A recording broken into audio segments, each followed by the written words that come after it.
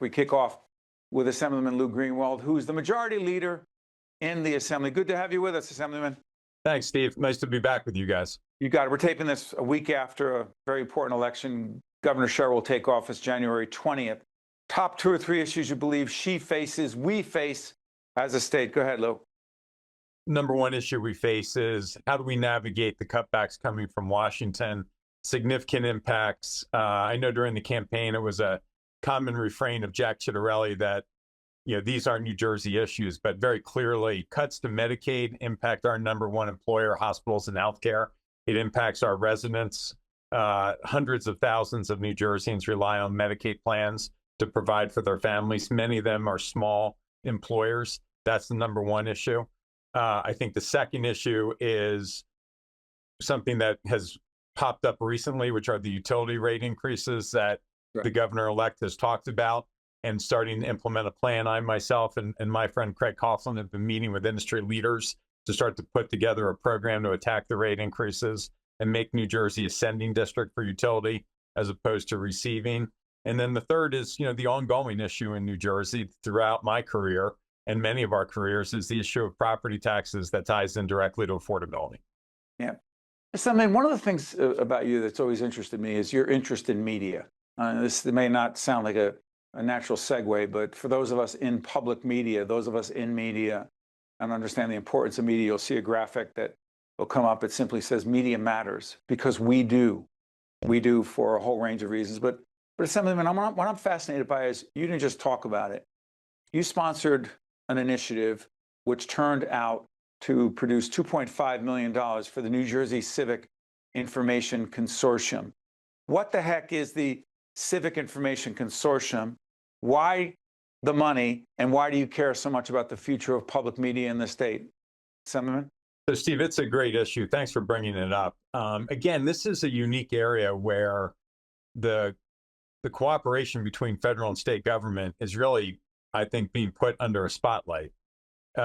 President Trump and Washington have cut funding to programs like PBS and outlets to media. Journalism have been under attack. Journalists have been under attack. That's a scary world.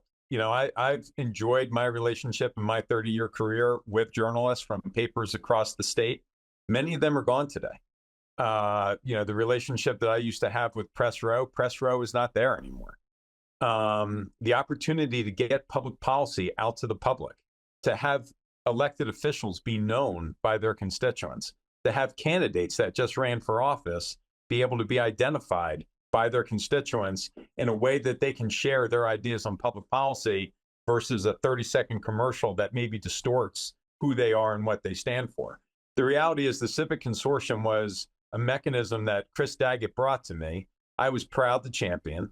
It's a bipartisan effort that has put since 2021 $11 million into building journalism directly in communities and grants that are sponsored by Chris Daggett and his organization under the Civic Consortium. No government intervention of any kind, no weighing in, an absolute hands-off approach. Ironically, Steve, when the program was started, there was a fear that government, much like you're seeing in Washington, would step in and pick winners and losers and only award those who said nice things about us. We've stayed completely hands-off on this and done a couple things. One, try to encourage young people to go into this profession as the profession changes. The second is to invest in those local outlets so that news, local journalism, can be directly conveyed through true journalists. I tell young people all the time, newspapers used to be this resource that came to your home, left on your front step. I was a paper boy back in the day when I was a kid. And that's how we used to convey information with journalists.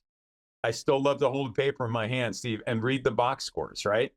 Yeah. And the reality is that those journalists were trained professionals that had to get resources. They had to get sources that confirm their stories, not just write opinions. And the last thing I'll say on it is, look, we all watch the cable news stations of our choice.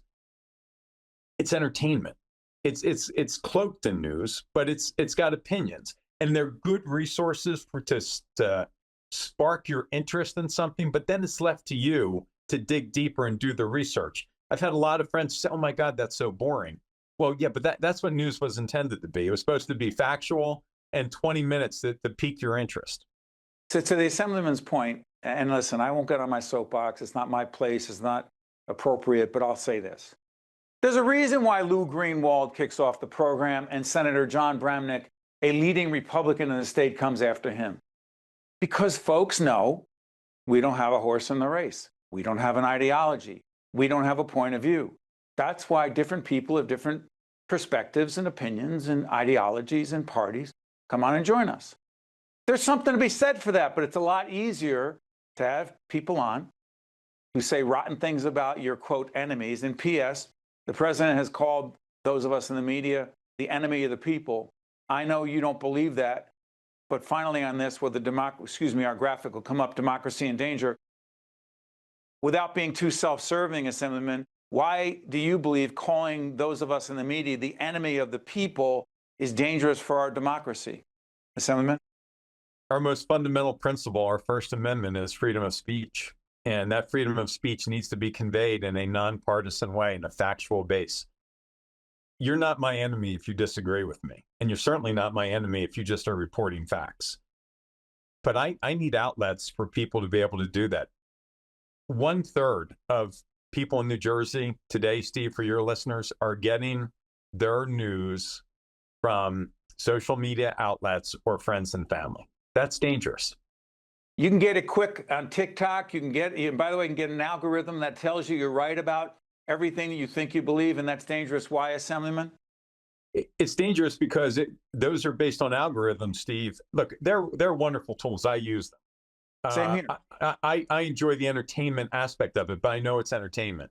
I also know that when I search something, it's based on an algorithm that continues to push similar content to me that is just reinforcing my belief, which may not be based on facts. It is difficult. And what journalists have always done traditionally is dissect those facts and present them to the listener or the reader in a way that allows you to form your opinion, not push your opinion to you over and over and over again to reinforce what may be a false narrative. It has taken the curiosity out of the American people, and I think that jeopardizes our democracy.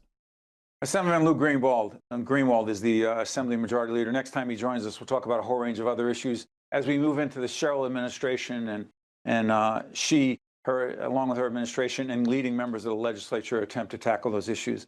Assemblyman, thank you so much for joining us. We appreciate it. Thanks for having me, Steve. You got it. Stay with us. We'll be right back. Brought to you by...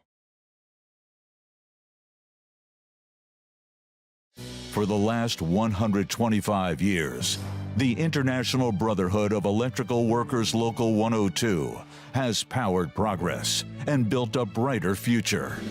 As we celebrate this incredible milestone, we honor the dedication of our past, the strength of our present, and the promise of our future.